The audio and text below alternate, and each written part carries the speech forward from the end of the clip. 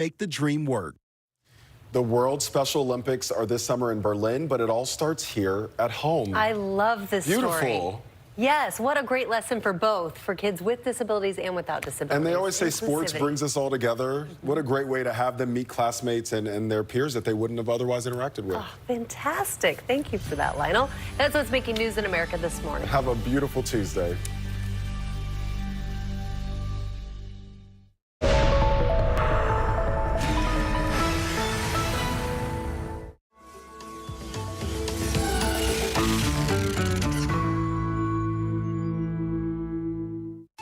It's Tuesday, March 28th. They're still counting their age on their fingers, but they're old enough for a school shooting. We start here. Armed with 2 assault rifles, a shooter opens fire at a Christian elementary school. We have a manifesto, we have some writings that we're going over that pertain to this day. What we know about the victims in Nashville and the shooter. Benjamin Netanyahu backs down for now. Are people going to fight, or are people going to seek to put their differences aside and work this out? In trying to avoid a civil war, could violence still be on the horizon? And don't look now, but more tornadoes could be on the way. We are entering into the most dynamic, climatologically, season for tornadoes. Entire towns are reeling, and concerns in the Deep South are swirling. From ABC News, this is Start Here. I'm Brad Milkey.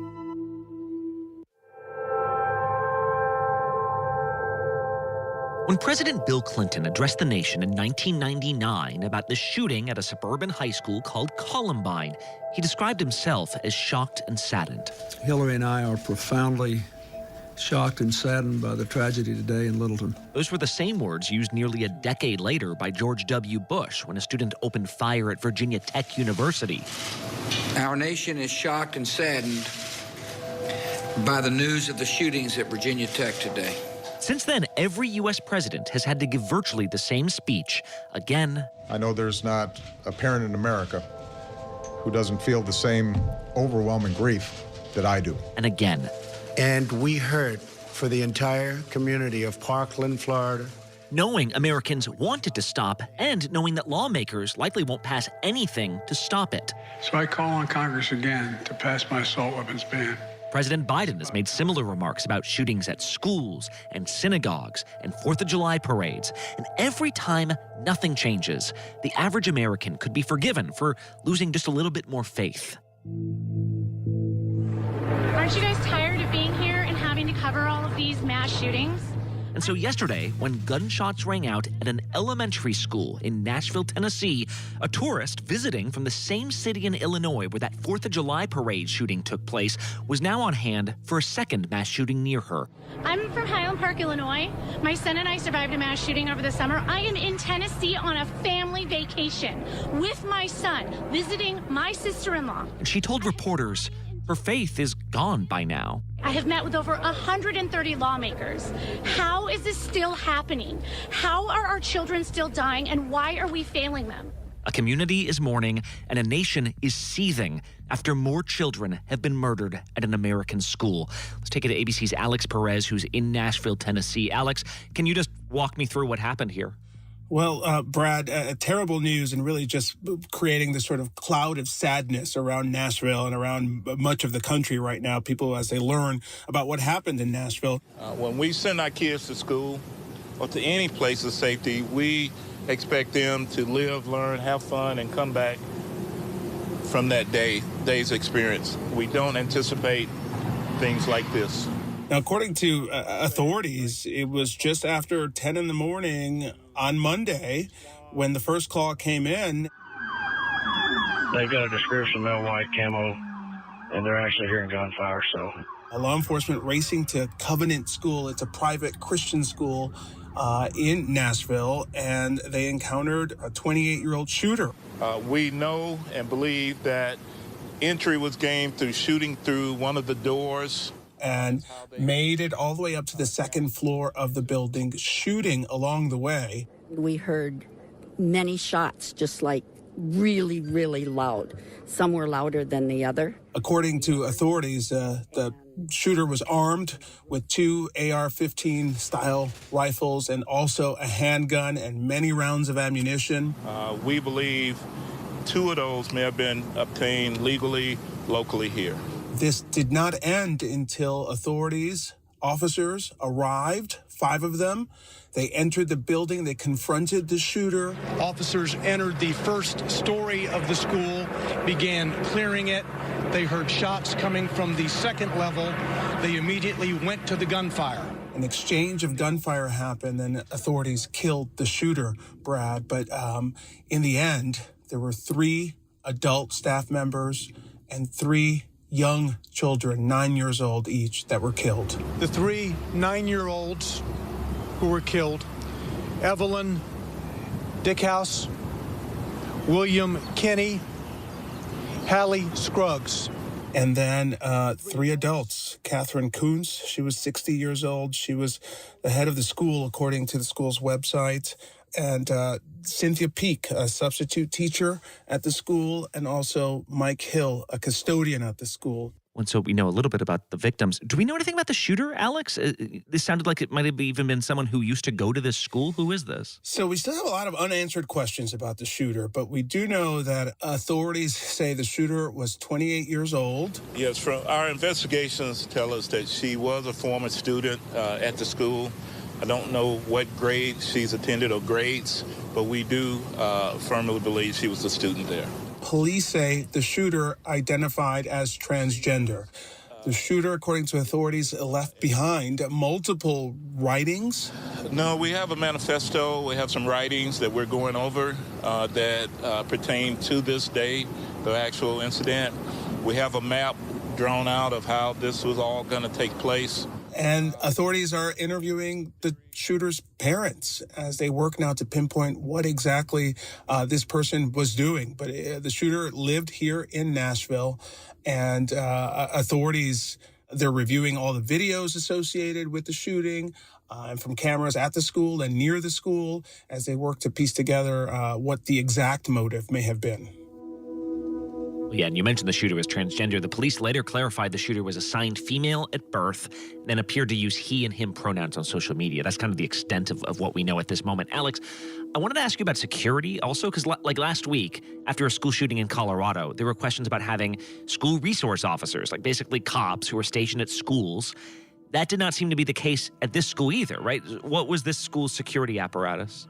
Yeah, a lot of public schools work closely with city police departments, particularly in big cities, to have what they call resource officers posted at that school. That's a police officer who develops a relationship with the students at that school, is someone that they see all the time. But that's something that usually happens at public schools. No, this is a church that operates a private school. There was no Metro Police personnel assigned to that building at any time. This is a school of about 200 kids, about 40 staff members. They do not have a school resource officer at the property because it's a private school, but they do have an active shooter protocol plan in place. We saw a lot of those kids follow that protocol, follow the procedure, and they're walking out of the school in a straight line with that look of fear in their eyes. It's very tragic. It's 2 blocks from our house. It could happen at any school. But really, it remains unclear, though, Brad. Even if there had been a resource officer, we don't know what the outcome would have been. Right. So it's really hard to say. Yeah, and at this moment, the leading cause of death among children is not disease, it's not drownings or car accidents, it's guns. Alex Perez there in Nashville, Tennessee. Thank you so much. Thanks, Brad. Next up on Start here, if Israel is trying to avoid a civil war, it might not be the best idea to give people their own personal armies. We go to Tel Aviv after the break. University of Utah senior Lauren McCluskey repeatedly asked for help. It was like getting hit by a baseball bat. You have a powerful institution. And you have the audacity to try to cover your ass. Friday night. A lot of troubling information was never public until now. Never before seen surveillance video, exclusive interviews. I'm sorry I couldn't protect their daughter. The stunning investigation. Could Lauren's life have been saved? Friday at 9/8 Central on ABC. We all have so many questions about the real estate market right now. Is it time to buy? Is it time to sell? Well, tomorrow on GMA, the shark of real estate herself, Barbara Corcoran, answers it all live. It's gonna be fun. Plus, the one and only Brooke Shields live this week on Good Morning America. All right, here we go. You ready? Let's do it. Yes, it's the show America wants and America needs right now. This is What Would You Do? Let's go. How are you? Yes. So what will you be watching Saturdays on ABC News Live? What would you do? Hey, I guess I just found out. The What Would You Do Marathon, 2 to 6 Eastern, every Saturday on ABC News Live. My favorite show. What's good to watch, read? Where can I get a great deal on what I'm just dying to buy? Oh, it's all right here. GMA Life. Get the latest celebrity buzz, deals and steals, and the coolest lifestyle tips from GMA. I love that so much. Streaming weekends on ABC News Live. More Americans choose ABC News, America's #1 news source.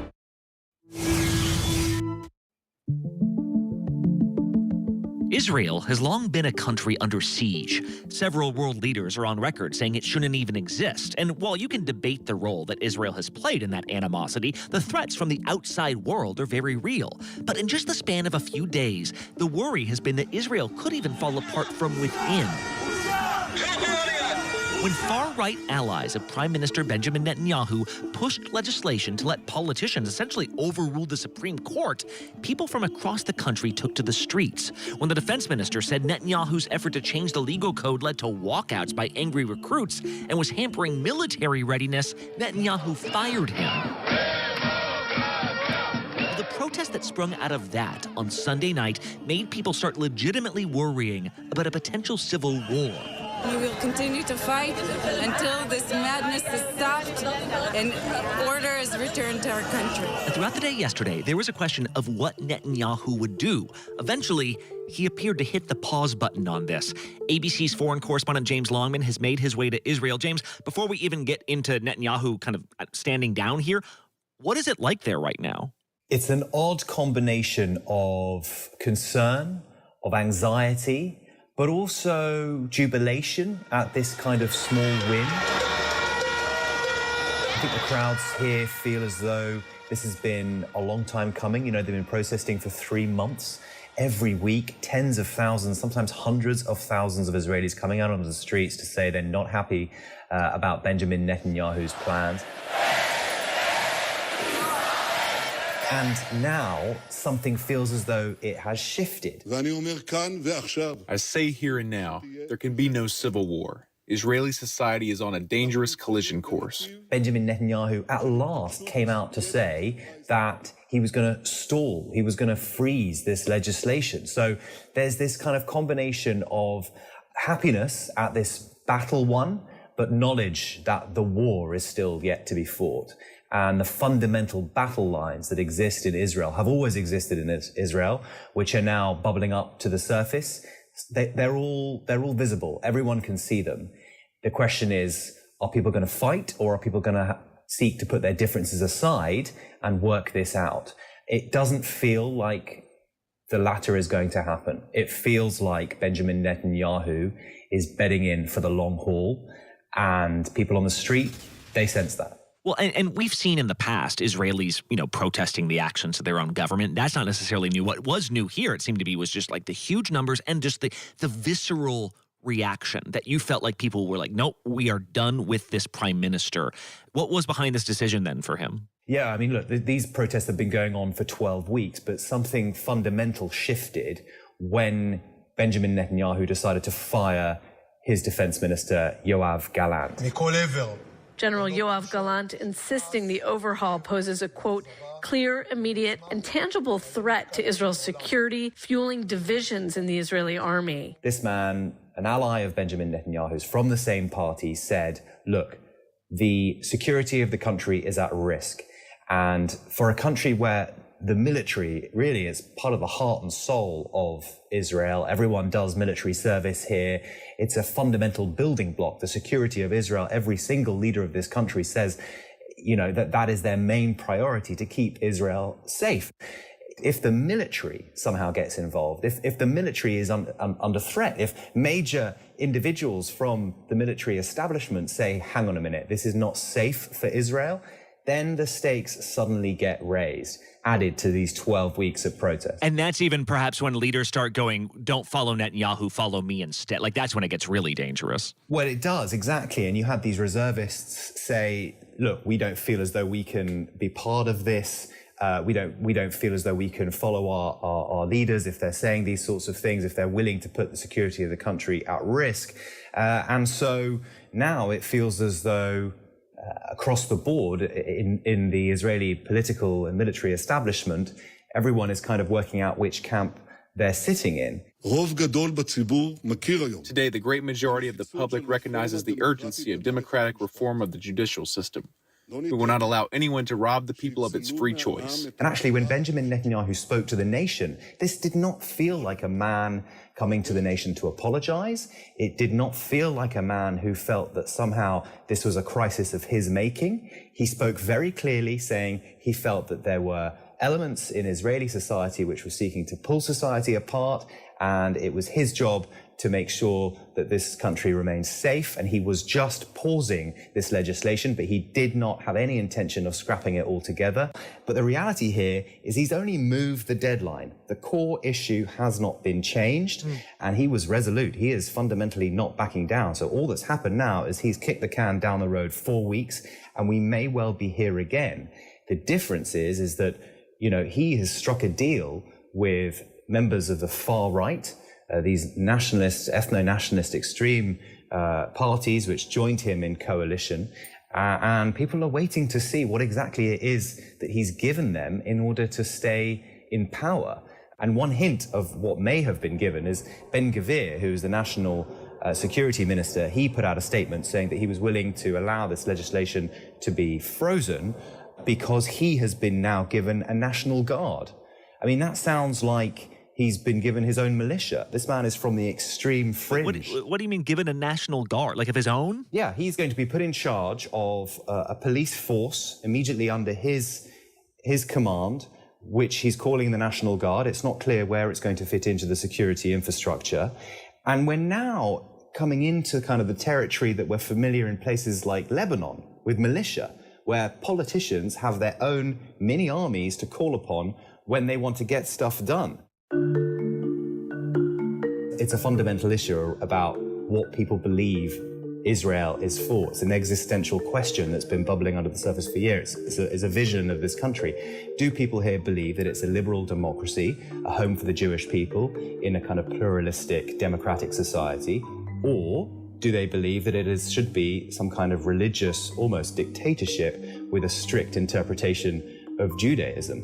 So, when you have a state like this, which is based on a religious claim to land, that's a big question. How religious should that state be? How hard line should that interpretation be? And so this is an issue that Israel has been grappling with for some time. It's come to a head now because they've got a leader in Benjamin Netanyahu who is seemingly willing to give his allies whatever they want in order to serve his own political interests. Wow, just such nervy moments there. All right, James Longman there in Tel Aviv in Israel. Thank you so much. Thanks a lot, Brad. The death toll from Mississippi's outbreak of tornadoes this weekend was mercifully revised downward yesterday, since in the chaos some deaths might have been counted twice. But the number of lives claimed in the severe weather still remains above 20, and this is key. Because these storms are part of a broader weather system, they're still wreaking havoc. This might not be over.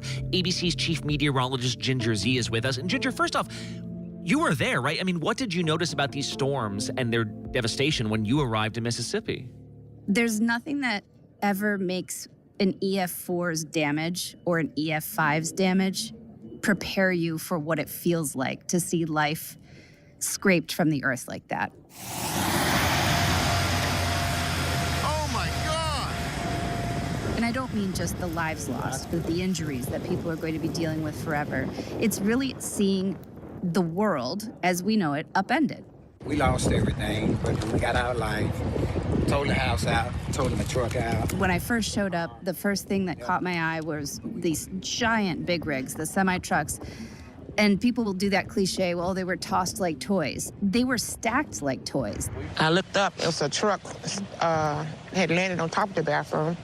So I panicked a little bit. They were slammed into houses. There must have been several parked close by, this part of the neighborhood where we were. I walked up next to what was obviously not a home because it had corrugated metal twisted from the top, and it looked large. And it ended up being the community market. And I started looking in, and that's when you get those details of, part of it was a hardware store where you had those drawers where all the little screws and nails, they're still in place. But the whole rest of the building is gone. And the town's devastated. Trash, trees, houses, homes. The gardening center with these books on signs of spring. And all I could think was, well, these are the signs of spring, unfortunately, here in Mississippi. Well, and you're, I think, on the move right now, right? Like, sounds like you're in an airport. You're kind of hopping around, getting a sense of several places that could be impacted by these types of weather systems, right? So, I mean, what are we looking at going forward? Well, that's the thing is we are entering into the most dynamic climatologically season for tornadoes, right? March and April is when we see those numbers really ramp up, and we often see very strong tornadoes. Take Mississippi, for example. Since 1950, when real tornado records began, they've seen more than 400 EF2 or higher tornadoes in just the month of March. That's a lot of years, and you say, okay, and they average about 5 tornadoes in the month of March. So we do, at the end of March and early April, start to see the numbers creep up. This year, and right now, in the coming weeks, I see a very dynamic setup. I see something that we haven't seen for a few years, where we have this big digging trough in the west, where it's going to be cooler and wetter, as we've been seeing, and then this big push of heat and moisture in the east. That division is what tornadoes are born from. And unfortunately, it looks like that pattern of the jet stream is going to be set up for a few weeks. We see extreme weather events only increasing in gravity, in severity, and in frequency. We see that at this very moment for this Friday. So already, days in advance, we can tell you that there will be intense, severe weather, tornadoes, likely deadly tornadoes if it hits a town. And that's essentially like the kind of warnings we were getting last Friday, that essentially the entire state was under these kind of blanket, like, hey, this is prime time. We're already getting signs of that coming again. All right, Ginger Z, thanks a lot. Thank you. All right, one more quick break. When we come back, even a broken time zone system is right twice a year. One last thing is next.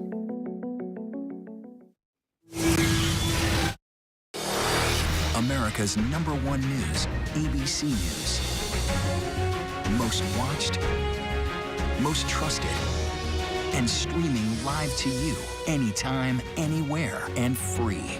This is ABC News Live, America's #1 streaming news, free to you 24/7. Watch America's #1 news whenever you want it, wherever you are, anytime. ABC News Live, streaming live and free on all platforms. What is artificial intelligence? That kind of rocked my world for a little bit. It's 100 times more powerful than even the social media.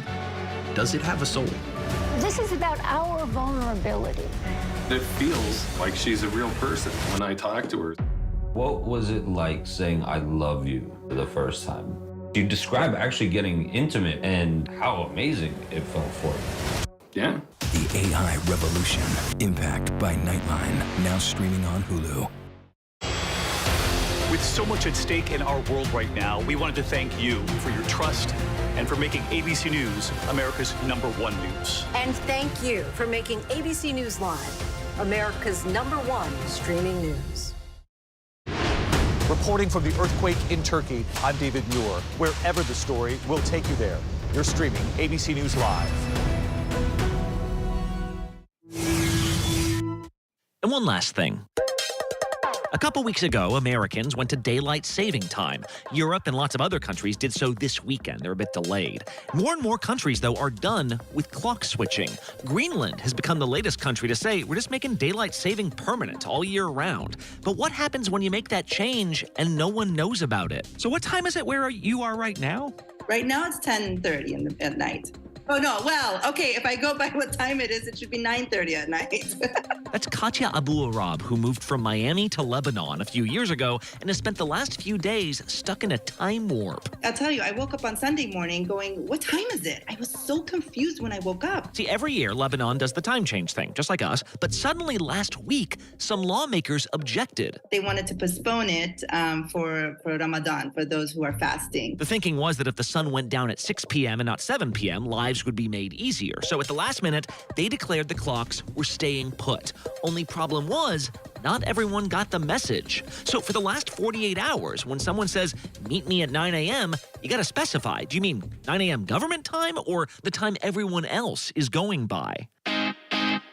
One person just now, is the French embassy open, the consulate open on Wednesday at what time? Like, nobody knows. Nobody knows. To make matters worse, the government didn't clear this with tech companies. You know how at this point your phone automatically changes overnight? You don't have to do anything? Well, some services did that, some didn't. So if you're waking up, you might not even know whether you've made the switch or not.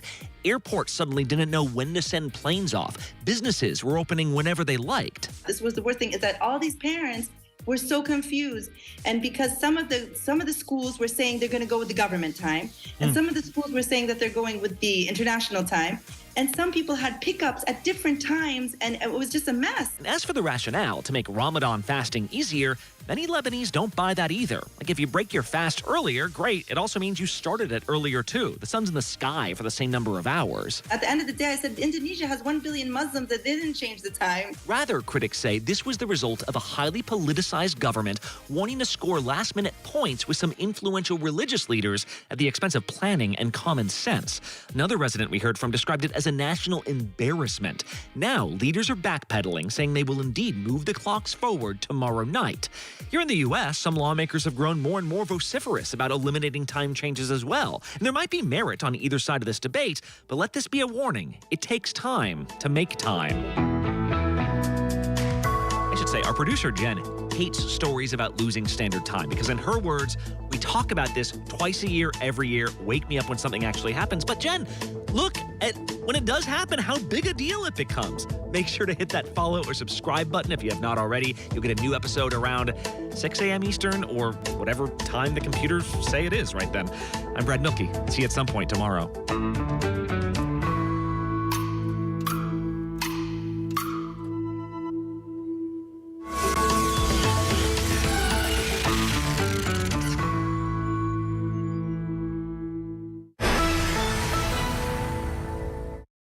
This is ABC News Live. The crush of families here in Poland. At refugee centers in Putin's Russia. On the ground in Ukraine. Close to the front line. From the capital. Destructive Cat 4 storm. Here along I-5. Boston is in the bullseye. Let's go. ABC News Live, America's #1 streaming news. Anytime, anywhere. Streaming 24/7, straight to you for free. Thank you for making ABC News Live America's #1 streaming news.